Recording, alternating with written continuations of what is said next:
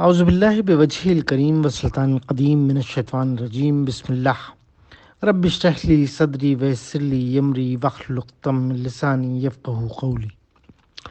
زکوٰۃ بغیر ضرورت کے سوال کرنے پر سخت وعید۔ شریعت نے جہاں ایک طرف صاحب حیثیت لوگوں کو یہ تاکید کی ہے کہ ان کے مالوں میں سائلین اور محرومین کا جو حق ہے اسے صحیح طریقے سے ادا کریں تاکہ ضرورت مندوں کو در در پھرنے کی ضرورت پیش نہ آئے، وہاں دوسری طرف کم حیثیت کے حامل لوگوں کو حکم دیا ہے کہ وہ اپنی محدود اور تھوڑی آمدنی ہی میں گزارا کریں، اور اللہ نے انہیں صحت اور کمانے کی قوت دی ہے تو کما کر کھائیں، لوگوں کے سامنے ہاتھ نہ پھیلائیں۔ رسول اللہ صلی اللہ علیہ وسلم نے ایک موقع پر زکوٰۃ و صدقات کے مسائل بیان کرتے ہوئے سوال سے بچنے کی بھی تاکید فرمائی۔ آپ نے فرمایا، اونچا ہاتھ نچلے ہاتھ سے بہتر ہے، اونچا ہاتھ خرچ کرنے والا ہاتھ ہے اور نچلا ہاتھ مانگنے والا ہاتھ ہے۔ بغیر ضرورت کے سوال کرنے پر آپ نے یہ وعید بیان فرمائی۔ مسلم کی حدیث ہے، آدمی لوگوں سے بلا ضرورت سوال کرتا رہتا ہے حتیٰ کہ وہ قیامت کے دن اس حال میں آئے گا کہ اس کے چہرے پر گوشت کا ایک ٹکڑا تک نہیں ہوگا۔ ایک دوسری حدیث میں آپ صلی اللہ علیہ وسلم نے فرمایا، مسلم ہی کی حدیث ہے، جو لوگوں سے ان کے مالوں کا سوال کرتا ہے ضرورت کی وجہ سے نہیں بلکہ اپنا مال زیادہ کرنے کے لیے، تو وہ جہنم کے انگارے کا سوال کرتا ہے، اب وہ چاہے زیادہ کر لے یا کم۔ لوگوں سے بلا وجہ سوال نہ کرنے کی نبی کریم صلی اللہ علیہ وسلم کے نزدیک اتنی اہمیت تھی کہ آپ لوگوں سے بیعت لیتے وقت جہاں اس بات کا حکم دیتے تھے کہ تم صرف ایک اللہ کی عبادت کرنا، اس کے ساتھ کسی کو شریک نہ ٹھہرانا، 5 وقت کی نمازیں پڑھنا اور اللہ کی اطاعت کرنا، وہاں اس بات کی بھی تاکید کرتے تھے کہ لوگوں سے کسی چیز کا سوال نہ کرنا۔ صحیح مسلم۔ صرف 3 قسم کے لوگوں کے لیے سوال کرنا جائز ہے۔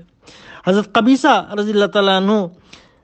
فرماتے ہیں، رسول اللہ صلی اللہ علیہ وسلم نے فرمایا، مسلم کی حدیث ہے، قبیصہ صرف 3 اشخاص ہیں جن کے لیے سوال کرنا جائز ہے۔ ایک وہ شخص جس نے کوئی ضمانت اٹھا لی، یعنی کسی شخص کی بابت وہ وعدہ کر لیا کہ میں اس کا ذمہ دار ہوں، اگر یہ فلاں وقت تک پیسے نہیں دے گا تو میں دوں گا، پھر وہ حسب وعدہ نہیں دیتا اور ضامن کو دینے پڑ جاتے ہیں، تو اس ضامن کے لیے اس ادا کی جانے والی رقم کی حد تک سوال کرنا جائز ہے، حتیٰ کہ اتنی رقم وہ سوال کر کے حاصل کر لے، پھر وہ سوال کرنے سے رک جائے۔ اور دوسرا وہ شخص کہ اسے کوئی آفت آ پہنچی جس نے اس کا سارا مال تباہ کر دیا، جیسے دکان کو آگ لگ گئی یا فصل تباہ ہو گئی جس سے اس کی ساری پونجی برباد ہو گئی، اور اس کے علاوہ اس کے پاس اور پونجی یا گزر اوقات کے لیے دیگر سامان بھی نہیں ہے، تو اس کے لیے بھی سوال کرنا جائز ہے، یہاں تک کہ اس کے پاس اتنی رقم ہو جائے جس سے وہ اپنی گزران حاصل کرنے کے قابل ہو جائے۔ تیسرا وہ شخص کہ فکر و فاقہ اسے گھیر لے، علاوہ ازیں ان کی قوم میں سے 3 عقل مند آدمی اس کے معاملے کو لے کر کھڑے ہوں اور وہ کہیں کہ فلاں شخص فکر و فاقے کی حالت میں مبتلا ہے، تو اس کے لیے بھی سوال کرنا جائز ہے، یہاں تک کہ اس کے پاس اتنی رقم ہو جائے جس سے وہ اپنی گزران حاصل کر لے اور